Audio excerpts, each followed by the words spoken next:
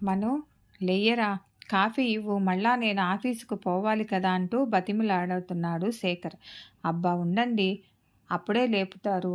ఆ కాఫీ ఏదో మీరు కలుపుకొని నాకు కొంచెం ఇవ్వండి అని మారాం చేయసాగింది మనస్విని. నీ చేతి కాఫీ తాగుదామని కదా, లెయ్యి అని ఎంత బ్రతిమిలాడినా లేవకపోయేసరికి ప్రేమగా నుదుటిన ముద్దు పెట్టి రెడీ అయి ఆఫీసుకు వెళ్ళాడు.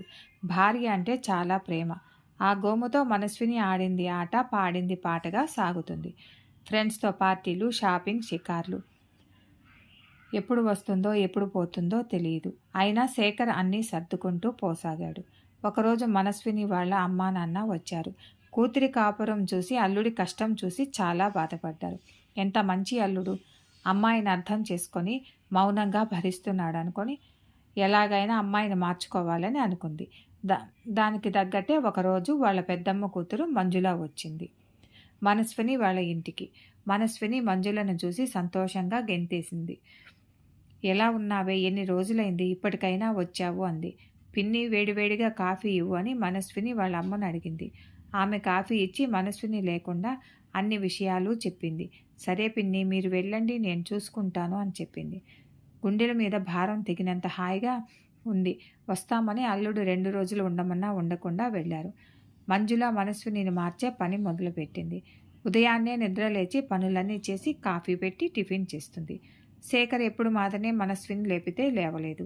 ఇంతలో మంజుల, మరిదిగారు ఇదిగో కాఫీ అని ఇచ్చింది. స్నానానికి వేడి నీళ్లు పెట్టింది రెడీగా. రాగానే టిఫిన్ పెట్టి వంట కూడా చేసి క్యారియర్ పెట్టి ఇచ్చింది. శేఖర్, ఎందుకండి మీకు ఆ కష్టం అని పైకి అన్నా అక్కడ క్యాంటీన్లో తినలేక మనసులో సంతోషపడుతూ తీసుకెళ్ళాడు. మనస్విని కూడా 11 గంటలకు లేచి గబగబా రెడీ అయ్యి, మంజూరా, బయట టిఫిన్ చేద్దాం, అటు నుండి అటు సినిమా, షాపింగ్ పోదాం, లంచ్ హోటల్లో తిందాం అంది. అది ఏంది, ఇప్పుడు లేస్తే శేఖర్కి ఏమీ చేయకుండా ఎలా పడుకుంటావు ఇంతసేపు అని అడిగింది. ఓ శేఖర్ ఏమీ అనరు, నేనంటే చాలా ప్రేమ తెలుసా అంది. మనకు ప్రేమ చూపే భర్త కావాలి, మరి వాళ్లకు ప్రేమను పంచుతూ ఇంటి పని చూసుకుంటే తనను ఆఫీస్కి పంపి వచ్చేసరికి ఆప్యాయంగా చిరునవ్వుతో పలకరించే భార్య కావాలనుకుంటారు కదా. ఎంత సర్దుకున్నా మనసులో వెలితి. ఇంకొకరు ఆప్యాయంగా చూసేసరికి వాళ్లకు దగ్గర అయితే ఏం చేస్తావు? చేతులు కాలిన తర్వాత ఆకులు పట్టుకుంటే ఏమీ రాదు అని చెప్పింది. నీ మొహం పోవే అని కొట్టిపడేసింది. సరే, నువ్వు వస్తావా రావా చెప్పు, ఫ్రెండ్స్ ఎదురు చూస్తున్నారు అంది. నేను రాను, నువ్వు వెళ్ళు అంది. మనస్విని వెళ్ళిపోయింది. మంజుల సాయంత్రం శేఖర్ వచ్చేసరికి పలహారం చేసి పెట్టి సరదాగా మాట్లాడుకుంటూ ఉన్నారు. రోజులు గడిచే కొద్దీ శేఖర్ మనస్విని దేనికి పిలవటం కానీ మాట్లాడడం కానీ చెయ్యట్లేదు. అన్నీ మంజుల్ని అడగడం, తీసుకుపోవడం, వెళ్ళడం చేసేవాడు. ఒకరోజు మనస్విని వచ్చేసరికి ఇల్లు తాళం వేసింది. ఎక్కడికి పోయారు అని ఫోన్ చేసింది. సినిమాకు శేఖర్ టికెట్స్ తెచ్చారు, వచ్చాము అంది మంజుల. ఈ ఫోన్ శేఖర్ది కదా, నీ దగ్గర ఉందే అంది. సరేలని పెట్టేసింది. మంజుల చెప్పిన మాటలు ఇప్పుడు కలవర పెట్టసాగాయి.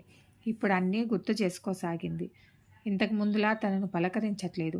ఎప్పుడు వచ్చేది, ఒక్కడనే కదా ఉండేది అని ఆప్యాయంగా పిలవట్లేదు. నీ చేతి కాఫీ తాగాలని అడగట్లా. మంజుల అన్నీ కమ్మంగా చేస్తూ పనులన్నీ చేసి తనతో సరదాగా మాట్లాడుతూ ఉంది. ఒక్కసారి మనస్వినికి చీకటిగా అయిపోయింది. నిజంగా మంజులను ఇష్టపడితే నా పరిస్థితి ఏమిటి? బంగారు లాంటి భర్త, పండంటి కాపురం, నా గతి ఏమిటి అని భయంతో వణికిపోయింది. అప్పుడు విలువ తెలియలేదు. ఇప్పుడు ఆ విలువ, తన తప్పు తెలిసి వచ్చాయి. రేపటి నుండి అన్నీ తానే చూసుకోవాలి. పార్టీలు వద్దు, షాపింగ్లు వద్దు అని దృఢంగా నిశ్చయించుకుంది మనస్విని. ఇంతలో వాళ్ళిద్దరూ రానే వచ్చారు. ఇద్దరూ నవ్వుకుంటూ మాట్లాడుకుంటూ వస్తున్నారు. శేఖర్ మనస్విని చూసి, నువ్వు నిద్రపోవచ్చు కదా, ఎందుకు మా కోసం ఉండటం అని అన్నాడు. అది లైట్ కూడా వేసుకోకుండా చీకటిలో ఉన్నావు అన్నాడు. తిన్నావా లేదా అని కూడా అడగకుండా బాయ్ మంజు అంటూ వెళ్ళి పడుకున్నాడు. మనస్విని పొద్దున్నే లేచి మంజుల చేస్తుంటే నేను చేస్తాను అని అన్నీ చేసి శేఖర్కి స్నానానికి నీళ్లు అన్నీ రెడీ చేసింది. కాఫీ తెచ్చిన భార్యను చూసి నమ్మలేకపోయాడు శేఖర్. నువ్వేనా మను అన్నాడు. నేనేనండి, నన్ను క్షమించండి. మీకోసం అన్నీ చేస్తుంటే మనసుకు ఎంతో హాయిగా ఆనందంగా ఉంది. ఎప్పుడు ఈ ఆనందం, ఈ హాయి షికార్లలో పార్టీలలో రాలేదు అంది. అదేనోయ్ భార్యాభర్తల అనుబంధం, ఒకరికొకరు చేసుకునే పనులు కూడా మన ప్రేమలే అన్నాడు. ఇంతలో మంజుల సూట్ కేస్ తీసుకొని ఇంక నేను వెళ్ళి వస్తా అంది. వెంటనే మనస్విని ఏం ఆలోచించకుండా వెళ్ళు అనేసింది. అప్పటి నుండి శేఖర్కు ఏ కొరత లేకుండా ప్రేమగా అన్నీ చేసి పెట్టేది. ఇద్దరు అరిమరికలు లేకుండా అన్యోన్యంగా కాపురం చేసుకుంటూ హాయిగా ఉన్నారు. నీతి ఏమిటంటే ప్రేమగా చూసుకుంటున్నాడని నెత్తిమీదకెక్కితే అసలుకే మోసం. భర్తను అనుసరించి మనం నడుచుకుంటూ లోటు లేకుండా చూసుకోకపోతే పక్కదారులు పడితేనూ నష్టమే. ఇద్దరూ ఒకరికొకరు కలిసిమెలిసి ఉండాలి.